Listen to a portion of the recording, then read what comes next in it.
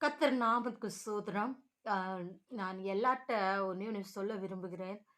ஒருவேளை கர்த்தரோட பிள்ளைங்க யாரு விழுந்துட்டாங்க, அவங்க தேவன் சமூகத்தை விட்டு விலகிட்டாங்க, இல்ல அவங்க ஏதோ ஒரு பாவம் செஞ்சுட்டாங்க, தப்பு செஞ்சுட்டாங்க, அப்படி உங்களுக்கு தெரியப்படுத்துறது உங்களுக்கு வருதுன்னா, தயவு செஞ்சு சொல்றேன், அவங்கள அசிங்கப்படுத்தாதீங்க. அவங்க மேல குற்றம் செலுத்தாதீங்க. அவங்களை தகாத வார்த்தைகளால பேசாதீங்க. அவருக்காகவும் ஆண்டவரிடத்துல ஜெபம் பண்ணுங்க. அவருக்காக ரொம்ப மன்றாடணும், உருக்கமாக மன்றாடணும். அவர் ஆத்துமாவை சாத்தான் வஞ்சித்து போகாதபடிக்கு, அவர் ஆத்துமாவை ஆண்டவர் பாதுகாத்துக் கொள்றதுக்கு, மறுபடியும் அவரை ரட்சிக்க உதவி செய்றதுக்கு தேவனிடத்துல மன்றாடணும். அநேக போய் தேவனோட சமூகத்தை விட்டு விலகி போயிட்டே இருக்கிறாங்க.